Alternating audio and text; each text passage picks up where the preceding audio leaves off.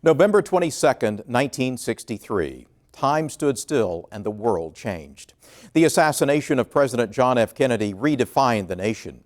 For those who lived through the horror and sadness of November 22nd, 1963, and the days that followed, the memories will last forever. The nation paused to reflect this week in commemorating the 50th anniversary of President Kennedy's death. The documentary, JFK, Breaking the News, examined the events of that day, as told by reporters who covered the story in Dallas. Jane Pauley is the narrator. Ambassador Stevenson begged the White House to scratch Dallas from the president's Texas itinerary, but Kennedy wouldn't hear of it. Remember, at that particular time, Kennedy was not popular in Dallas at all, and that it would appear like he was afraid to be seen and all of that, so they talked his folks into a motorcade. Whatever JFK's political opponents had in mind, they were nowhere in sight when Air Force One touched down in Fort Worth late Thursday night. The thousands who were there seemed to adore him. The next morning, November 22nd, 1963. Kennedy walked outside Fort Worth's Hotel Texas before breakfast. He captivated his audience and the press. Mr. Kennedy is going right into the crowd. Some people think, well, you had this attractive young president and television came along at the same time and they just sort of melded together. It's not exactly what happened. Kennedy understood that there were techniques to the media. He wanted to find out about camera angles. He concerned himself with those things. It wasn't just happenstance that he was so good on television. The President of the United States. And then there was Jackie. The dazzling First Lady wasn't at her husband's side as he prepared to make what would be the last public remarks of his life. Her fashionably late arrival had been planned with the cameras in mind. Mrs. Kennedy was ready before the breakfast began, but White House aides wanted her to make a grand entrance. For the ladies in the audience, she's wearing a pink outfit trimmed in black. And with the chilly weather outside today, this is probably very appropriate.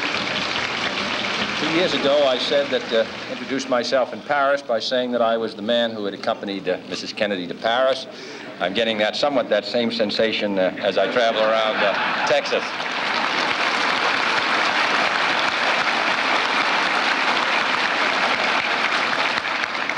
Nobody wonders what Lyndon and I wear, but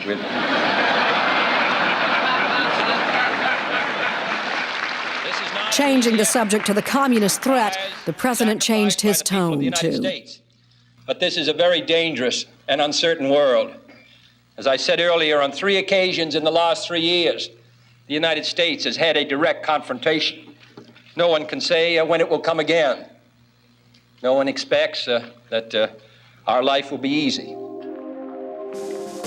Preparing to leave for Dallas after the breakfast, President Kennedy scanned the local papers to find his critics had bought space to send a jeering message. Well, on the morning of the 22nd, the Dallas Morning News had a full-page ad saying in big, bold headlines, "Welcome, Mr. Kennedy."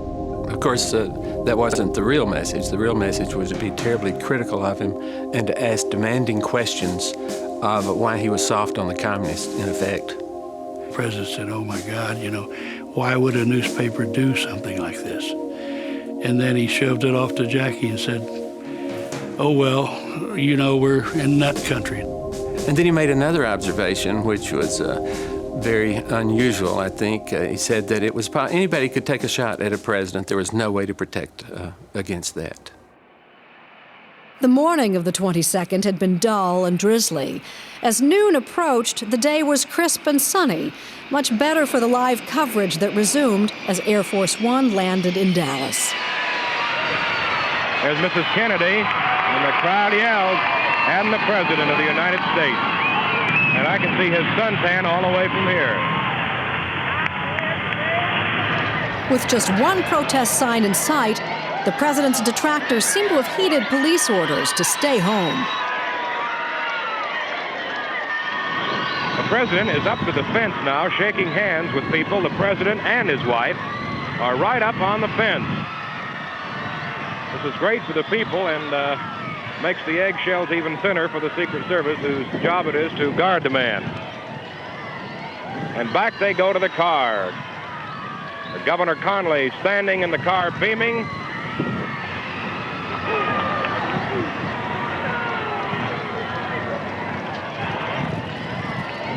The presidential car moving out.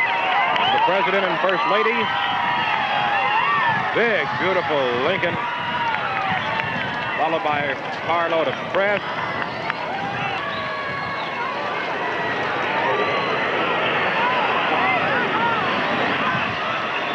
Thousands will be on hand for that motorcade now, which will be downtown Dallas, all the way down to the courthouse area, which is the end of Main.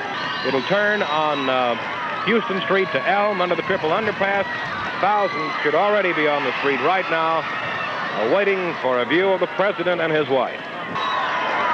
This is a friendly crowd in downtown Dallas as the president and the first lady pass by. The president and Mrs. Kennedy riding in the back seat. They are not using the bubble, so it'll be an open limousine parade, apparently, through downtown Dallas. Mrs. Kennedy radiant in that pink outfit and the pink hat, and of course you can hear the streets around us. Buoyed by the cheers of more than 100,000 people, First Lady of Texas Nellie Connally smiled and spoke up. I had just turned around and said to him, "You can't say Dallas doesn't love you, Mr. President." That was it. It's not known for sure, but it is believed that President Kennedy has been shot. President Kennedy was in a motorcade en route to the Trade Mart, where he was to address a luncheon gathering shortly after noon today. This unit is presently en route to Parkland Hospital. Confirmation will come shortly. From Dallas, Bob Welch, WBAP Radio News. President Kennedy was pronounced dead at 1 p.m. Central Standard Time, and the official announcement of his death came at 1:33. Just over an hour later, Vice President Lyndon B. Johnson was sworn in as the 36th president.